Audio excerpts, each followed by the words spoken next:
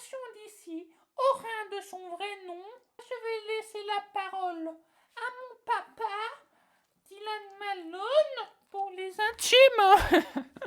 Vous avez votre petite mascotte. Ouais, je voulais.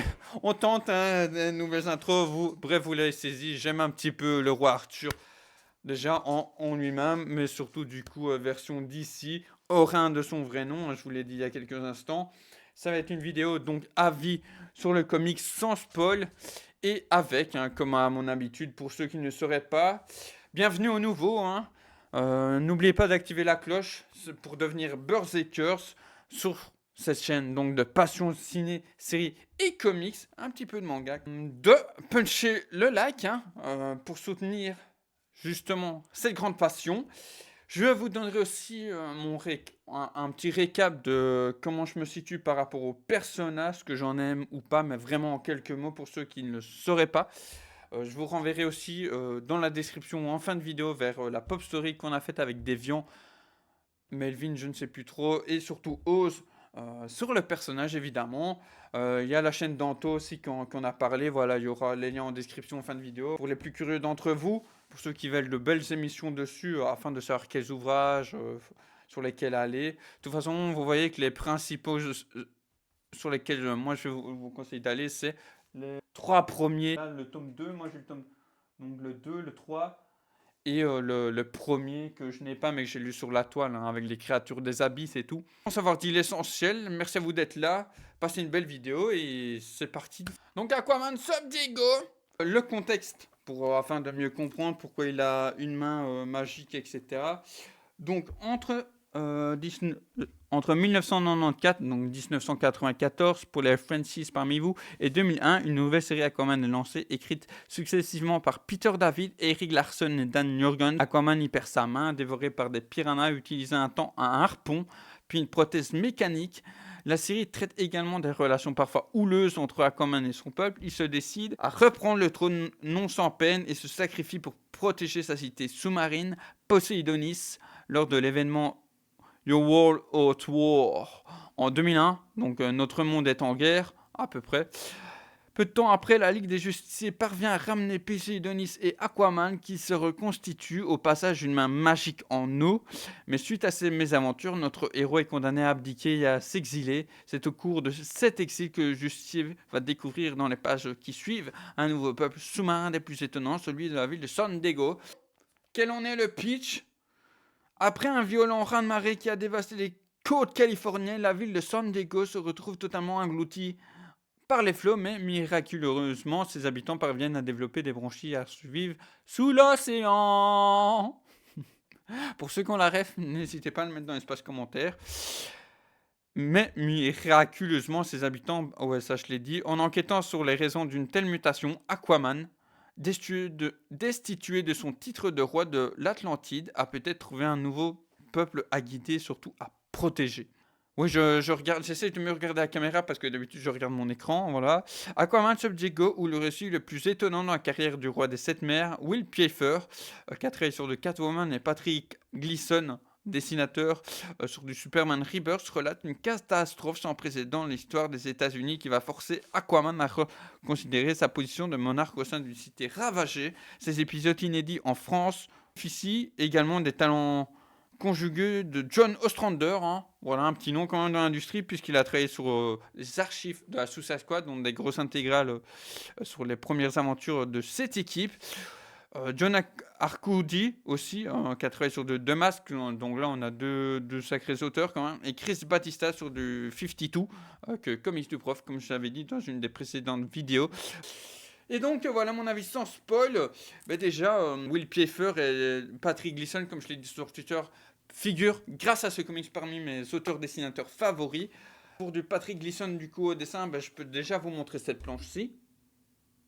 Et celle-là vraiment où je me suis, oula, il y a un truc qui se passe. Ça m'a rappelé un petit peu du Mike Mignola au niveau du trait et ou des artistes qui travaillaient avec lui, du coup sur la saga Hellboy. Et puis le découpage, quoi, on est vraiment dans un truc dynamique, très cinématographique. Je rappelle quand même pour ceux qui ne savent pas que le monde des comics est un art visuel, certes, mais du coup est quand même un format qui se prête facilement, je vais dire, à l'adaptation, hein. Quand je dis facilement, en tout cas, normalement, en termes de mise en scène, puisque ben, on est quand même sur des choix de cadrage, de, de mise en page qui s'y rapproche fort.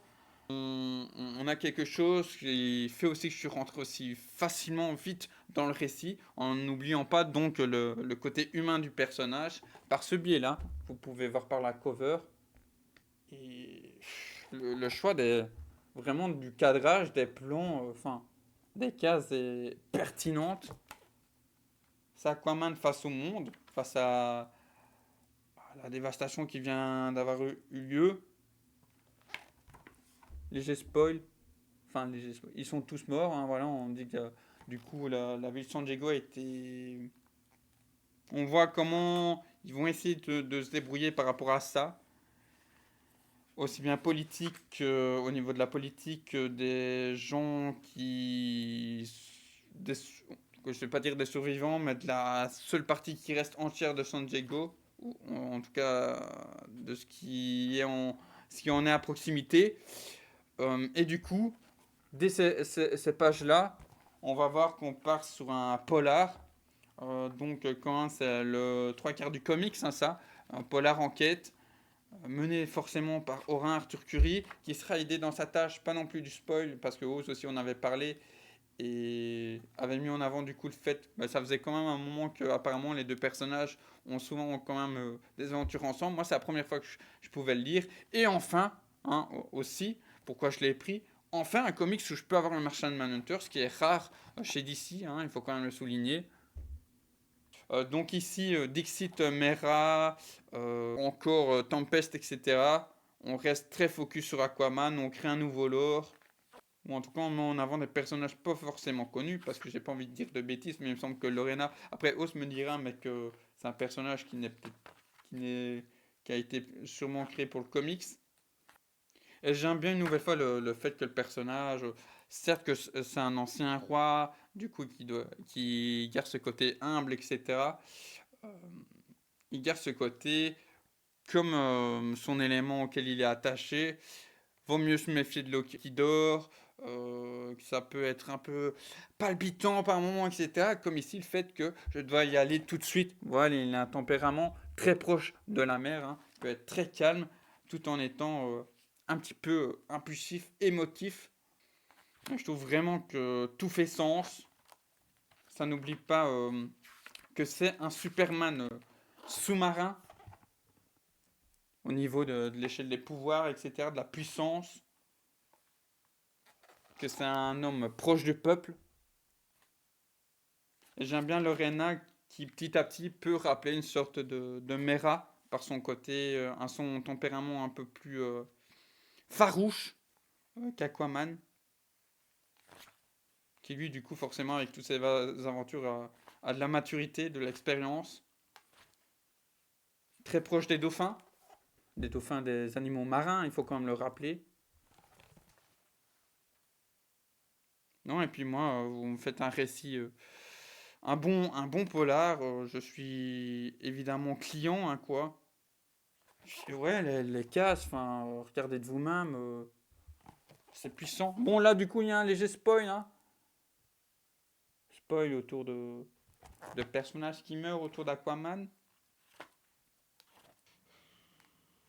Je trouve que les fins de Shark Issue tombent à pile, quoi, au bon moment.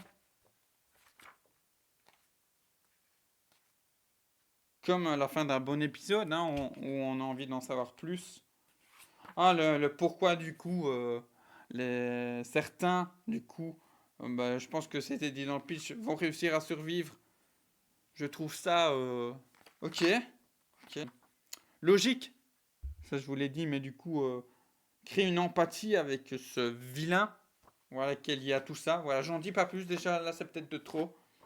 Donc, ouais, pour moi en tout cas, comme je l'ai dit dans la miniature, et vous l'avez déjà sous-entendu en début de vidéo, c'est un comics Aquaman sur lequel il faut foncer. Et je viens de me rappeler que je vous ai pas donné mon avis sur le personnage. Voilà, la vidéo est un peu peut-être en bordel, ou alors peut-être que je vous ai tout remis dans l'ordre. Mais ouais, le personnage figure parmi mes 5 persos d'ici favoris, 5. Voilà, parce que c'est vrai que Superman, depuis mes lectures de 2023, a fortement remonté dans mon estime. Tellement qu'il est quasi à la même égalité que Batman et Hal Jordan, hein. C'est mon top 1, top 3 des personnages d'ici, suivi par Aquaman et Swamp Thing. Voilà, comme ça vous savez où je me positionne au niveau des personnages quand même d'ici. Et surtout grâce aux 3 premiers New 52, hein. Donc je rappelle le 2, le 3 et le premier que je n'ai pas en ma possession. Je prendrai peut-être un jour pour, on va dire, la collection, mais que j'ai bien lu, hein. Après, une nouvelle fois, le dessin, c'est toujours pareil, hein, au niveau du dessin, c'est comme pour de la réalisation.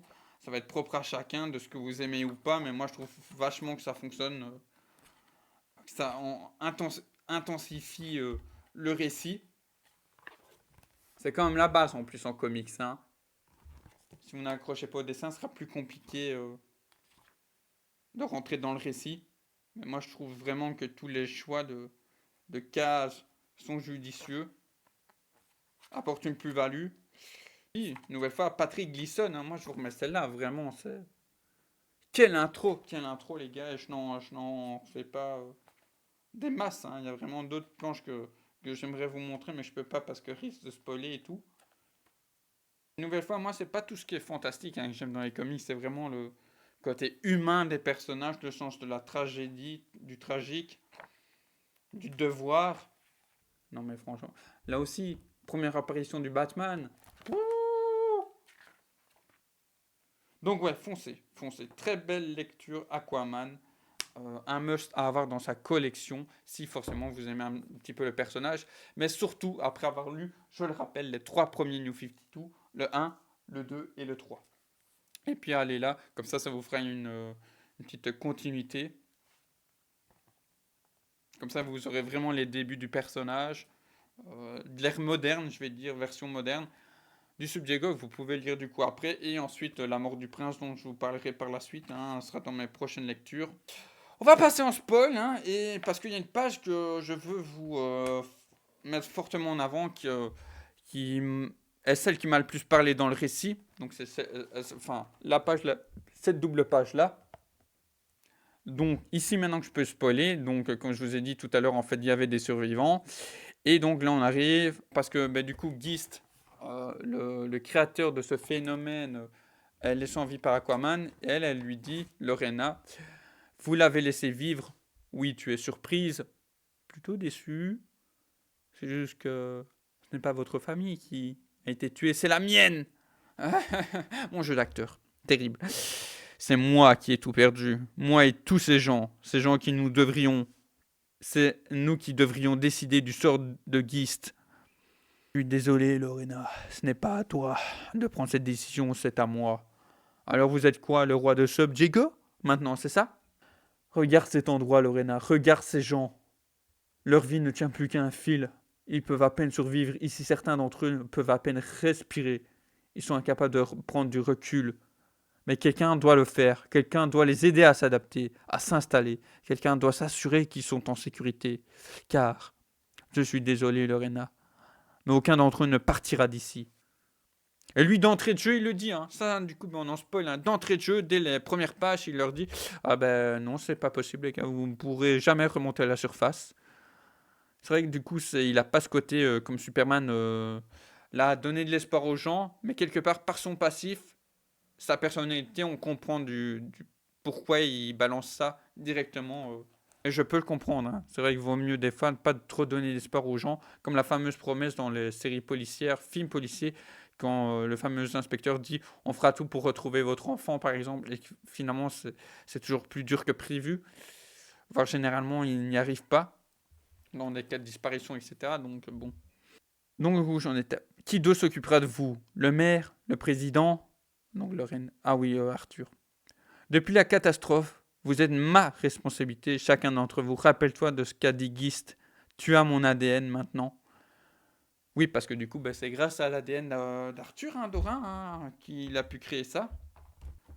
Mais la manière qu'il l'a fait, c'est quand même un petit enculé. J'ai été dirigeant autrefois. Ce n'est pas un rôle que j'apprécie. Mais je l'endosserai. Et cette stature de roi confiant, malgré la difficulté, cette nouvelle difficulté. Et puis voilà, du coup, les gens qui commencent à habituer petit à petit à leur vie à leur nouvelle vie sous-marine. Et du coup, ce comics, c'est vraiment ça, c'est vraiment une évolution des habitants du trois quarts des habitants de San Diego qui ont été engloutis avec une grosse partie de la ville. Quasiment toute la ville, hein, c'est ça que du coup, quand on parlait de l'hôpital en chapitre 1, j'avais encore un peu de mal à situer. S'il y a vraiment tout qui a été ravagé, une grosse partie. Et puis voilà, ouais, l'iconisation, là, la puissance, tel Batman, il surveille les environs et il y a des petits passages où t'as des gens qui s'émerveillent des fonds sous-marins tels que Oz l'a souvent dit et qui peut rappeler que des fois, par ce genre de contexte, là parce qu'il y a une catastrophe et du coup que certains prennent le temps de regarder ce qu'il y a, il y a encore quand même des gens teubés, enfermés dans leur truc, hein. Oh, il n'y a pas de télé, bazar, au lieu de profiter de ce qu'il y a autour d'eux. Qui peut rappeler du coup notre monde, hein, d'être très enfermé dans son truc aussi et pas profiter de ce qu'il y a autour. C'est vrai que je le fais pas assez non plus, hein, je l'admets. Et donc parmi ce monde-là, ben, on n'oublie pas que bien que c'est une ville qui a été engloutie du coup telle Atlantide, et bien qu'on a des gens de toutes les sortes, hein, dont des gangsters, des dealers, etc. Que la vie continue, quoi. Après, c'est clair que les vilains Ormégistre, qui je trouve a du coup a vraiment une nuance, une logique, une crédibilité. Les autres, c'est clair, qui sont un peu plus. Mais par exemple, celui-ci, Langui, bah là, pour le coup, on est vraiment dans le côté fantastique, au vu de ses pouvoirs, etc. Et là aussi, Aquaman qui se révèle être finalement toujours aussi intelligent, tel dans le tome 3, je pense, New 52. Et surtout, bah là, qu'une nouvelle fois, là, il a quand même pas mal de bagages d'expérience. Et du coup, qu'il nous offre cette case exceptionnelle.